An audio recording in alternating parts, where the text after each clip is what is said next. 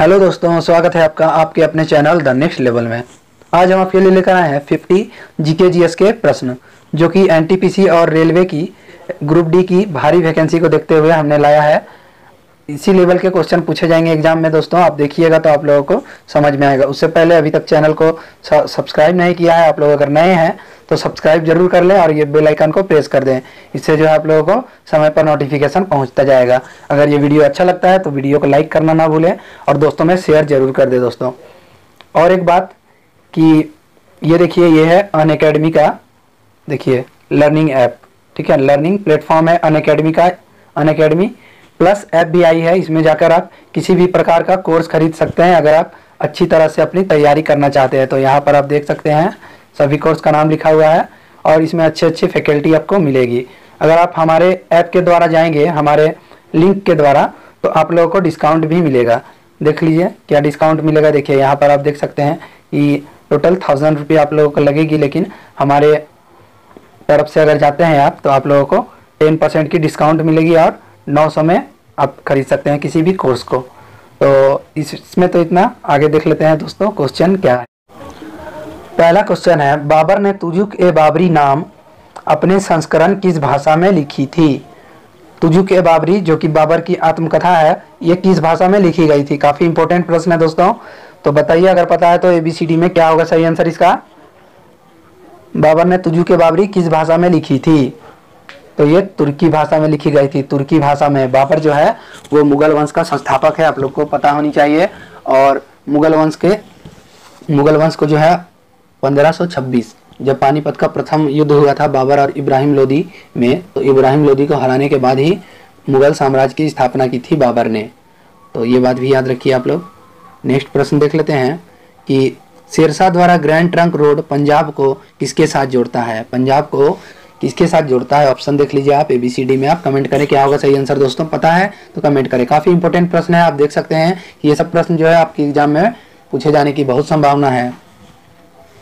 क्या होगा सही आंसर इसका सही आंसर हो जाएगा डी नंबर, यानी कि पूर्वी बंगाल। पंजाब से पूर्वी बंगाल को जोड़ता था शेरशाह द्वारा जो ग्रैंड ट्रंक रोड बनवाया गया था।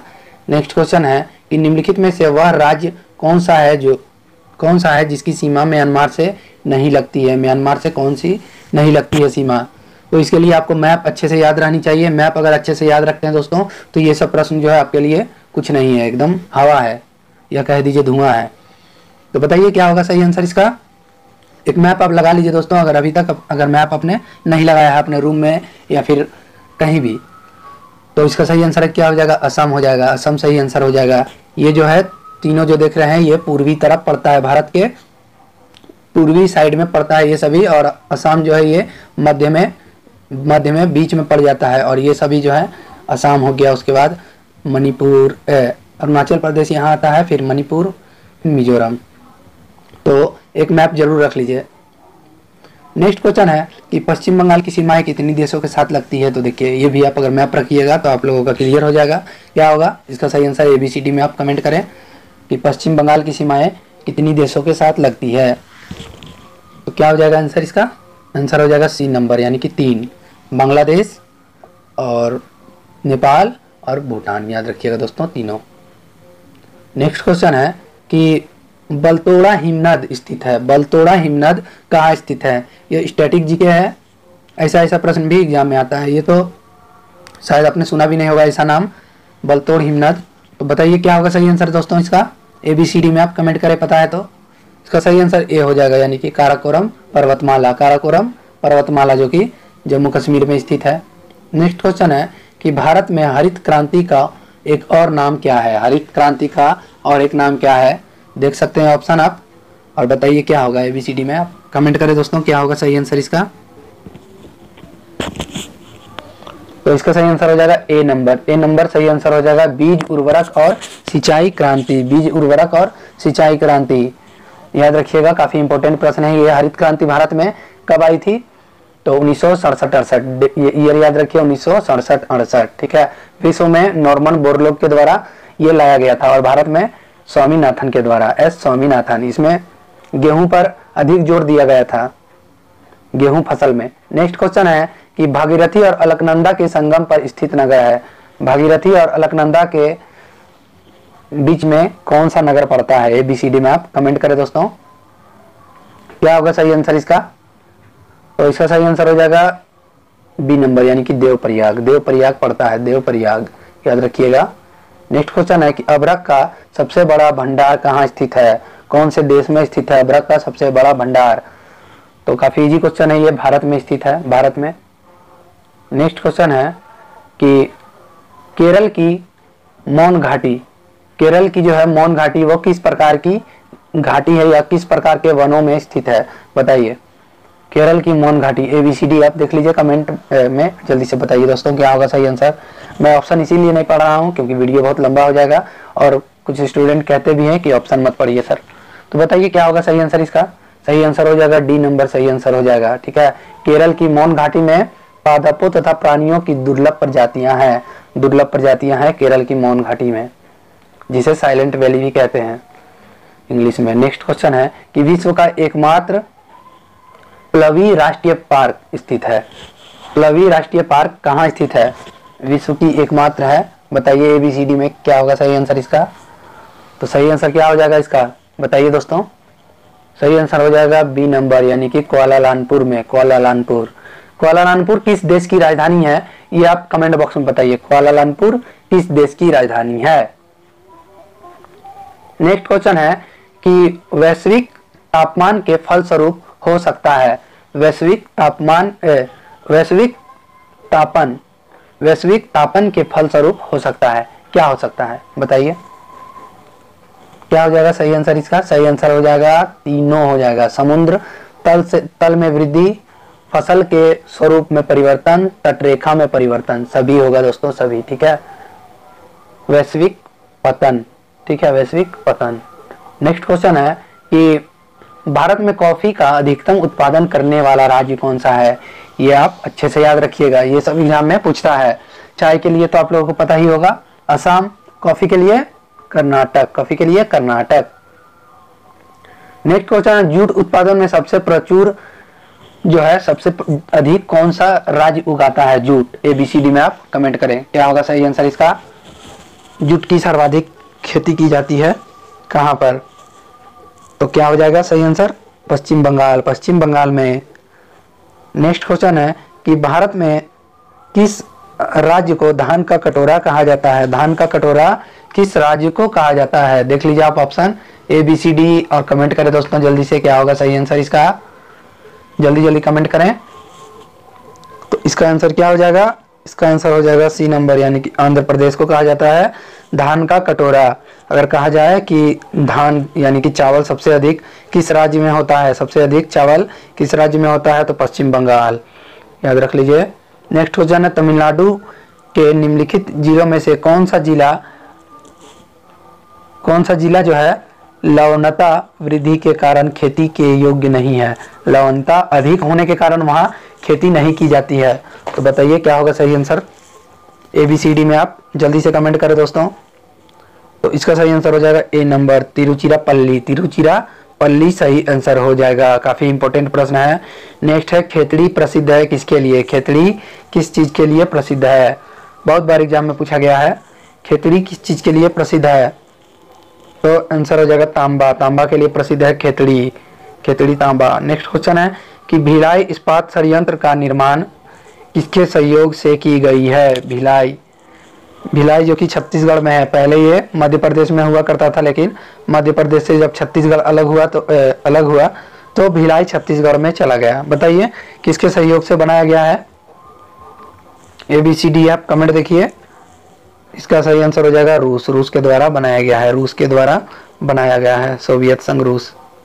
नेक्स्ट क्वेश्चन है नागार्जुन सागर बांध किस नदी पर स्थित है? नागार्जुन सागर बांध किस नदी पर स्थित है? ये आंध्र प्रदेश में स्थित है, ये भी याद रखिए, ये कृष्णा नदी पर है, कृष्णा नदी आंध्र प्रदेश। नेक्स्ट क्वेश्चन है कि आपातनी कहाँ का मुख्य जनजाति समूह है? आपातनी, ये भी एग्जाम में काफी बार पूछता है, बताइए। अभी कुछ दिन पहले SSC GD की एग्जाम हो रही थी, उसमें तो जनजाति और लोक नृत्य, इससे तो क्वेश्चन भर भर के पूछा गया था। तो आप लोग को भी एग्जाम में कुछ ना कुछ ऐसा टॉपिक जरूर उठाया जाएगा जो कि हर एक एग्जाम में पूछा जाए। तो जनजाति भी आप अच्छे से याद रखिए, कुछ पूछा भी जा सकता है जनजाति। तो क्या होगा सही आंसर दोस्तों इसका? इसका सही आंसर हो जाएगा अरुणाचल प्रदेश। अरुणाचल प्रदेश का आपातानी जनजाति पाई जाती है अरुणाचल प्रदेश में। नेक्स्ट क्वेश्चन है कि फसल कर्ज के लिए बैंक को अदा किया गया ब्याज है, वो ब्याज को क्या कहते हैं? फसल कर्ज के लिए। तो क्या होगा सही आंसर इसका? सही आंसर हो जाएगा सी नंबर, यानी कि अपादान अदायगी। अपादान अदायगी इकोनॉमिक्स का क्वेश्चन था ये, तो बहुत दोस्तों को समझ में नहीं भी आता होगा। नेक्स्ट क्वेश्चन है, निम्न में से किस कर की वसूली केंद्रीय सरकार द्वारा नहीं की जाती है? केंद्र सरकार द्वारा नहीं की जाती है किस कर की वसूली? ABCD में आप कमेंट करें क्या होगा सही आंसर? केंद्र सरकार द्वारा नहीं की जाती है। तो क्या होगा सही आंसर? हो जाएगा सी नंबर, यानी कि व्यावसायिक कर। व्यावसायिक कर ये हो गया आयकर, सीमा कर, फिर उत्पाद कर, ये सब जो है ये केंद्र सरकार के द्वारा किया जाता है। ठीक है, केंद्र सरकार के द्वारा वसूला जाता है।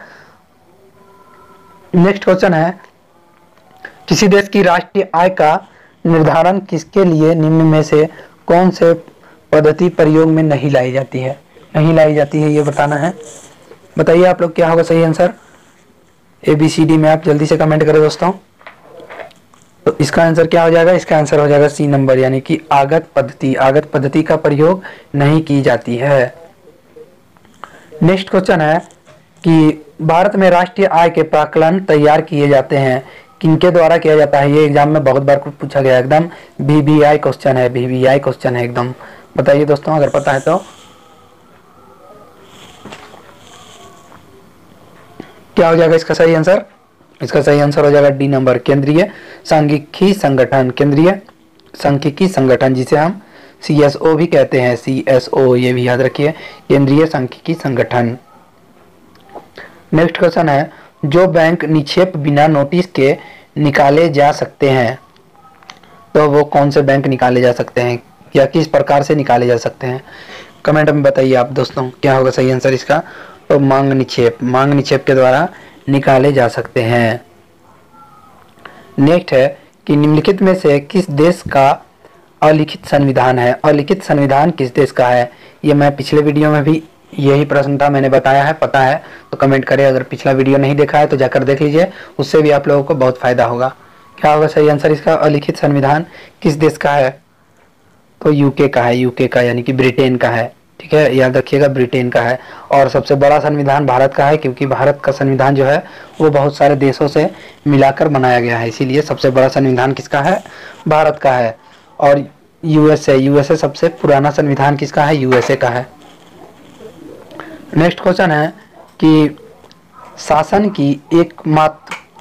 की एकात्मक पद्धति का लाभ क्या है? शासन की एकमात्र पद्धति का लाभ है, क्या लाभ है? तो क्या लाभ है उसका? उसका लाभ है दृढ़ राज, यानी अच्छा एकदम राज्य, दृढ़ राज्य। नेक्स्ट क्वेश्चन है कि भारत पूर्ण संप्रभुत्व लोकतंत्र राज्य कब बना था? लोकतांत्रिक गणतंत्र कब बना था, या लोकतंत्र राज्य भी कह सकते हैं, कब बना था? ABCD में आप कमेंट करें क्या होगा सही आंसर इसका? सही आंसर हो जाएगा डी नंबर, जिस दिन संविधान दिवस के रूप में ही मनाते हैं, 26 नवंबर 1949। ठीक है, 26 नवंबर को संविधान दिवस के रूप में भी मनाया जाता है। नेक्स्ट क्वेश्चन है कि 1956 में राज्यों का पुनर्गठन करने से कितना राज्य और कितना संघ शासित राज्य बना था उस समय? बताइए, पता है दोस्तों तो कमेंट करें क्या होगा सही आंसर? ABCD में आप कमेंट करें। सही आंसर हो जाएगा सी नंबर, 14 राज्य और 6 केंद्र शासित प्रदेश थे। और अभी कितने हो गए हैं? अभी 29 राज्य और 7 केंद्र शासित प्रदेश हो गए हैं। नया राज्य तेलंगाना जुड़ा है। नेक्स्ट क्वेश्चन है कि दोहरी नागरिकता निम्न में से किसकी विशेषता है? दोहरी नागरिकता किसकी विशेषता है? ABCD में आप बताइए। तो ये संघीय सरकार की विशेषता है, जो कि B नंबर में आपको देखने मिलेगा। संघीय सरकार काफी इंपॉर्टेंट प्रश्न है दोस्तों, काफी इंपॉर्टेंट। नेक्स्ट क्वेश्चन है कि स्थानीय सरकारें आधार है। स्थानीय सरकारें आधार है, किसका आधार है? किसका आधार है? ABCD में आप जल्दी से कमेंट करें। तो सही आंसर हो जाएगा सी नंबर, लोकतंत्र का आधार है, लोकतंत्र का आधार। दोस्तों वीडियो अगर अच्छा लगता है तो लाइक जरूर कर दें अभी, और शेयर अपने दोस्तों में ज़रूर कर दे दोस्तों, क्योंकि वीडियो बनाने में बहुत ही मेहनत लगता है, आप लोग समझ सकते हैं। अपने दोस्तों में शेयर जरूर कर दें। अगर ये वीडियो अच्छा लगता है तो लाइक भी करें। नेक्स्ट क्वेश्चन है कि उच्चतम न्यायालय द्वारा कितने प्रकार की रिटें जारी की जाती है। उच्चतम न्यायालय के द्वारा कितने प्रकार की रिटें जारी की जाती है? तो 5 प्रकार की रिटें जारी की जाती है। नेक्स्ट क्वेश्चन है कि अभियुक्त को नमूना हस्ताक्षर करने के लिए बाध्य करना क्या माना जाता है? क्या माना जाता है? हस्ताक्षर किसी के द्वारा जबरदस्ती करवाया जाना को क्या कहते हैं? तो क्या कहते हैं?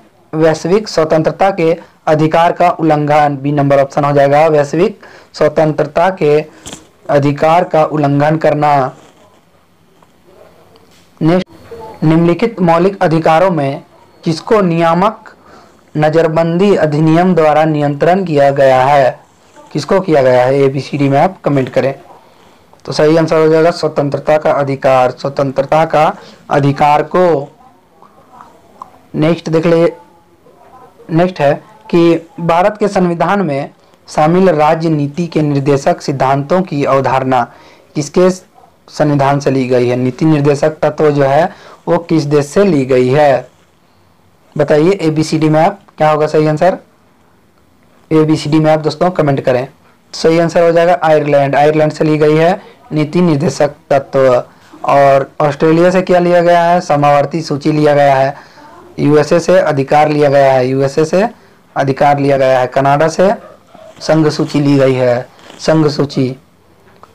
नेक्स्ट क्वेश्चन है कि भारत के राष्ट्रपति को स्वेच्छा निवृत्त अधिकार के अंतर्गत प्राप्त होता है। क्या प्राप्त होता है?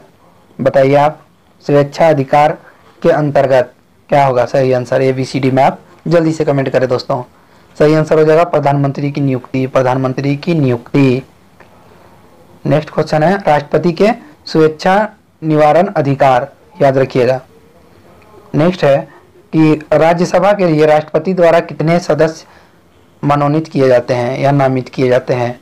क्या होगा सही आंसर इसका? ABCD में आप जल्दी से कमेंट करें। राज्यसभा में, लोकसभा में 2 एंग्लो इंडिया को राष्ट्रपति जो है नियुक्त करता है, और राज्यसभा में 12, राज्यसभा में टोटल 12 को करता है, जो कि याद रखिए खेल, कला, विज्ञान, साहित्य ये सबसे जुड़े हुए व्यक्ति रहते हैं इसमें। नेक्स्ट क्वेश्चन है कि देश की सशस्त्र सेनाओं का सर्वोच्च कमांडर इन चीफ कौन कहलाता है?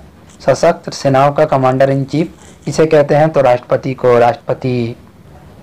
नेक्स्ट क्वेश्चन है कि यदि राष्ट्रपति अपने पद से त्यागपत्र देना चाहे तो वह अपना लिखित जो है पत्र किसे सौंपता है, किसे देता है? ABCD में आप जल्दी से कमेंट करें, पता है तो उपराष्ट्रपति सही आंसर हो जाएगा, उपराष्ट्रपति। नेक्स्ट क्वेश्चन है कि और उसमें ये भी याद रखिए उपराष्ट्रपति और राष्ट्रपति दोनों, अगर उपराष्ट्रपति त्याग देना चाहेगा तो वो राष्ट्रपति को देगा और राष्ट्रपति उपराष्ट्रपति को। और एक क्वेश्चन बनता है कि राष्ट्रपति अगर नहीं रहे तो सुनवाई कौन करेगा? तो उपराष्ट्रपति करेगा। अगर राष्ट्रपति और उपराष्ट्रपति दोनों नहीं रहे तो उनके पद को कौन संभालेगा? तो मुख्य न्यायाधीश, भारत का जो मुख्य न्यायाधीश है वो। नेक्स्ट क्वेश्चन है निम्नलिखित में से कौन से जोड़े का सही मिलान किया गया है? सही जोड़े का मिलान किया गया है, आप बताइए क्या होगा? वीडियो को आप पॉज कर लीजिए दोस्तों, उसके बाद आप लोग देखिए, बताइए। मैं इतना टाइम नहीं दूंगा क्योंकि वीडियो काफ़ी लंबा हो जाएगा। क्या है सही आंसर इसका? सही आंसर हो जाएगा इसका बी नंबर सही आंसर हो जाएगा। ADM जबलपुर केस आपातकाल में नागरिकों का अधिकार, नागरिकों का अधिकार।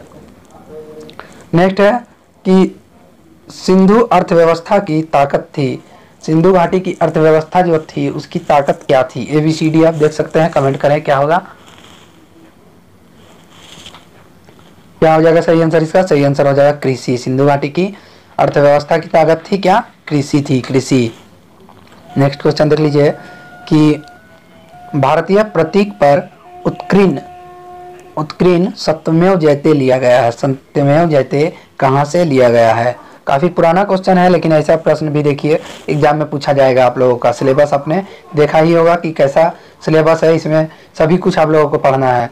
हिस्ट्री, ज्योग्राफी, उसके बाद फिर साइंस, सब कुछ पढ़ना है दोस्तों, अच्छे से पढ़ना है, इतिहास सब पढ़ना है। तो क्या हो जाएगा सही आंसर इसका? मुंडोक उपनिषद, मुंडोक उपनिषद से लिया गया है। सत्यमेव जयते। नेक्स्ट क्वेश्चन है प्राचीन भारत का प्रसिद्ध वह शासक कौन था जिसने अपने जीवन के अंतिम दिनों में जैन धर्म अपनाया था? क्या होगा सही आंसर? जल्दी जल्दी बताएंगे क्या होगा सही आंसर दोस्तों। सही आंसर क्या हो जाएगा? ABCD में आप जल्दी से कमेंट करें तो चंद्रगुप्त हो जाएगा। चंद्रगुप्त मौर्य। चंद्रगुप्त मौर्य पहले ये बौद्ध धर्म अपनाए थे, उसके बाद अंतिम क्षणों में ये जैन धर्म अपनाए। नेक्स्ट क्वेश्चन है यूनानियों को भारत के बाहर किसने निकाला था? यूनानियों को किसने निकाला था? ABCD में आप जल्दी से कमेंट करें क्या होगा सही आंसर इसका, बताइए दोस्तों।